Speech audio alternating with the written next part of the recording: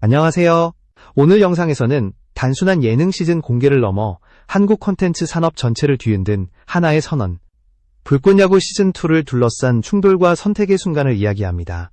이 사건은 프로그램 하나의 문제가 아니라 누가 콘텐츠의 미래를 결정하는가라는 질문으로 이어집니다.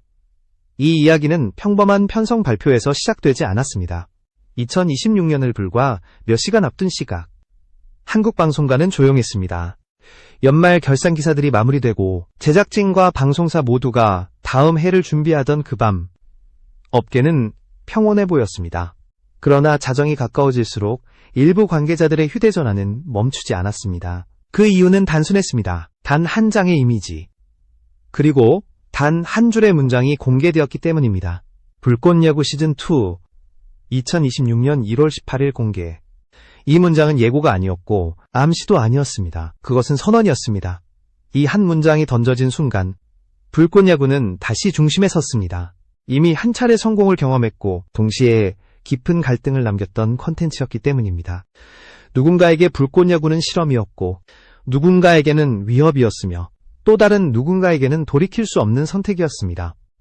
시즌1이 종료된 이후에도 이 프로그램을 둘러싼 공기는 가라앉지 않았습니다. 방송사와 제작사 사이의 해석 차이, 그리고 IP 소유권을 둘러싼 이견은 수면 아래에서 계속해서 증폭되고 있었습니다. 여기서 중요한 점은 이 발표가 우연이 아니라는 사실입니다. 시즌2 공개일을 구체적으로 명시했다는 것은 우리는 멈추지 않겠다는 명확한 의지 표현이었고 동시에 충돌을 피하지 않겠다는 선택이었습니다.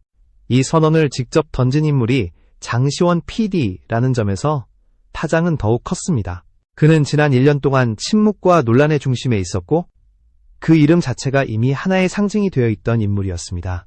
불꽃야구는 더 이상 단순한 프로그램명이 아니었습니다. 그것은 하나의 입장이었고 하나의 방향성이었습니다. 이 영상을 보고 계신 여러분께 진심으로 감사드리며 이런 깊이 있는 이야기를 계속 전해드릴 수 있도록 채널 구독으로 응원해주시면 큰 힘이 됩니다. 그 선언은 오래 기다리지 않았습니다. 불과 하루 뒤 방송사는 즉각 반응했습니다. 매우 이례적으로 빠른 속도였습니다. 내부 검토와 조율의 시간은 길지 않았고 공식 입장문은 단호했습니다. 불꽃야구가 시즌3라는 이름으로 확장될 경우 즉각적인 법적 대응에 나서겠다는 경고가 분명히 담겨 있었습니다. 이 지점에서 많은 이들이 혼란을 느끼기 시작합니다. 왜 시즌2 발표 직후 시즌3가 언급된 것일까? 이 질문은 곧 더 큰 핵심으로 이어집니다. 이 갈등은 단순한 회차 문제도 명칭의 문제도 아니었습니다. 불꽃야구라는 콘텐츠가 앞으로 어디까지 갈 수 있는지, 그리고 그 방향을 누가 결정할 수 있는지에 대한 질문이었기 때문입니다. 감정의 문제로 보였던 충돌은 이 순간을 기점으로 문서와 계약, 그리고 법리의 영역으로 이동하기 시작했습니다. 불꽃야구를 둘러싼 싸움은 이제 조용하지만 치열한 국면으로 접어들고 있었습니다. 불꽃야구 시즌2 발표 직후 업계의 시선은 일제히 한 곳으로 향했습니다. JTBC였습니다. 반응은 예상보다 훨씬 빨랐고 그 속도 자체가 이 사안의 민감도를 증명하고 있었습니다. 통상적인 방송 분쟁에서 볼 수 있는 내부 협의나 조율 과정은 거의 드러나지 않았습니다.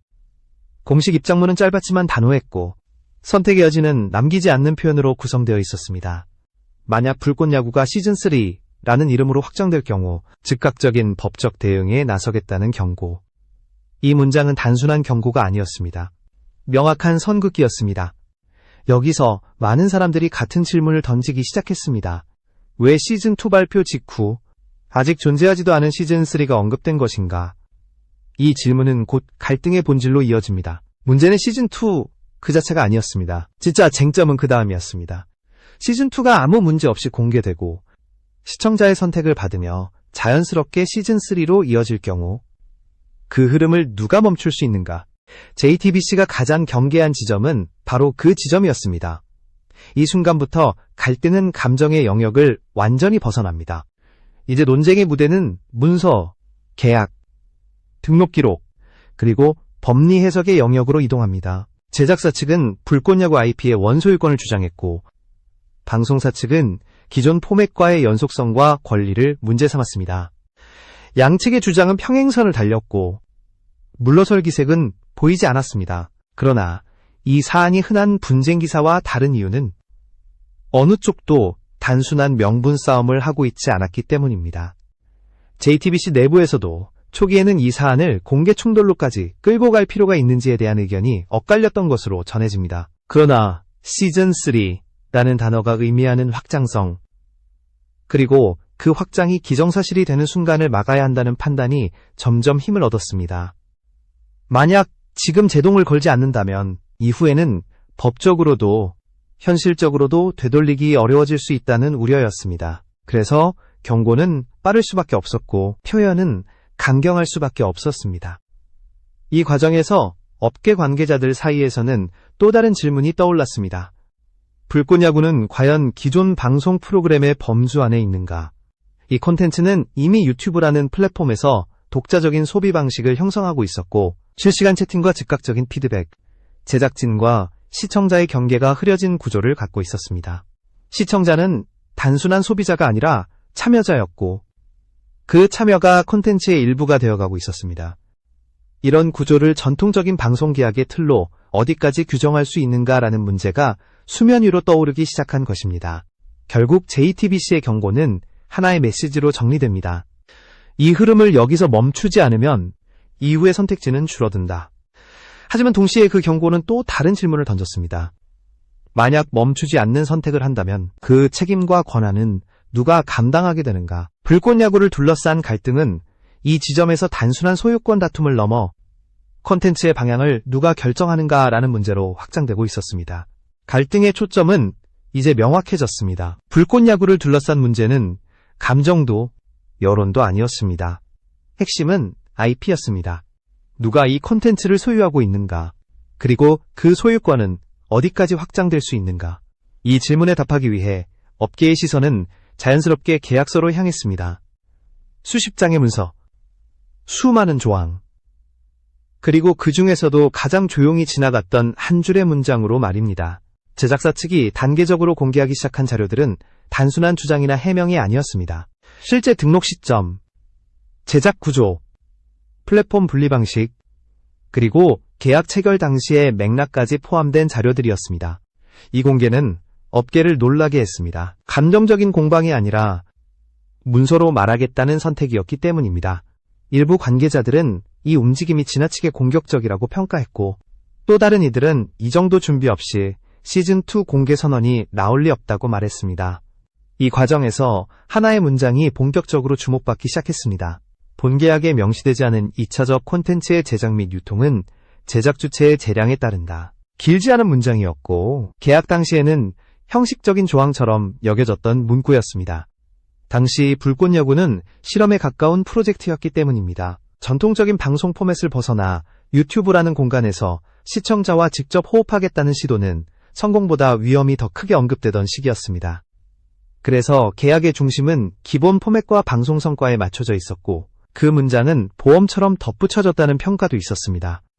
하지만 상황은 예상보다 빠르게 변했습니다.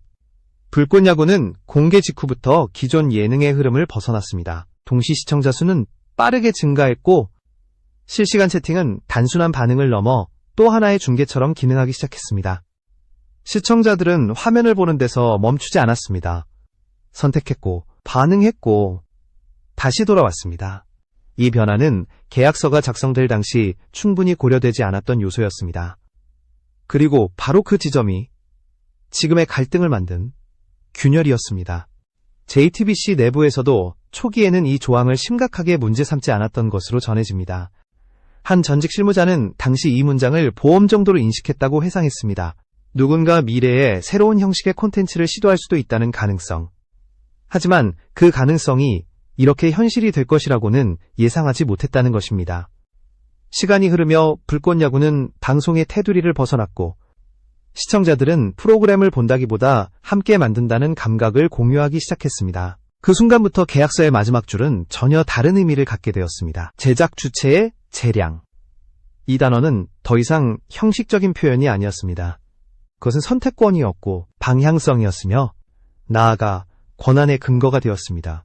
이 사실이 본격적으로 수면 위로 떠오른 것은 시즌1 종료 이후였습니다. 내부 검토 과정에서 법무팀이 해당 조항을 다시 들여다보기 시작했고 회의실의 공기는 눈에 띄게 무거워졌다고 합니다. 불꽃야구를 둘러싼 갈등은 이 지점에서 명확해집니다. 문제는 누가 옳으냐가 아니라 어느 문장이 현실의 변화를 감당할 수 있는가였습니다. 조용히 지나갔던 계약서의 마지막 줄은 이제 종이 위의 문장이 아니라 실제 선택과 충돌을 만들어내는 힘이 되고 있었습니다. 계약서의 마지막 줄이 본격적으로 힘을 갖기 시작한 시점, 또 하나의 변수가 등장합니다. 투자였습니다. 그리고 그 규모는 업계를 단번에 긴장시키기에 충분했습니다.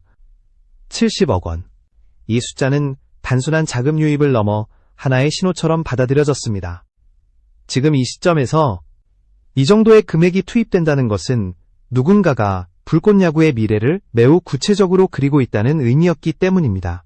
투자자들은 불꽃야구를 기존의 예능 프로그램으로 보지 않았습니다. 그들의 평가 기준은 전혀 달랐습니다. 이 프로젝트는 방송 슬롯 안에서 소비되는 콘텐츠가 아니라 플랫폼 중심의 IP로 분류되었습니다. 전통적인 방송 프레임이 아닌 전혀 다른 시장에서 확장 가능한 구조로 분석되기 시작한 것입니다. 여기서 이야기의 결은 완전히 바뀝니다. 불꽃야구는 더 이상 어느 방송사의 프로그램인가를 따지는 대상이 아니었습니다. 유튜브라는 공간에서 형성된 생태계는 투자자들의 시선을 사로잡았습니다. 실시간 채팅, 즉각적인 반응, 제작진과 시청자의 경계가 흐려진 구조. 시청자는 단순히 소비자가 아니라 참여자였고 그 참여 자체가 콘텐츠의 일부가 되어가고 있었습니다. 시즌 1 동안 평균 동시 시청자 수는 동시간대 예능 평균을 크게 웃돌았고 실시간 채팅 참여율은 일반적인 스포츠 중계보다도 높게 나타났습니다. 이 수치들은 단순한 인기 지표가 아니었습니다.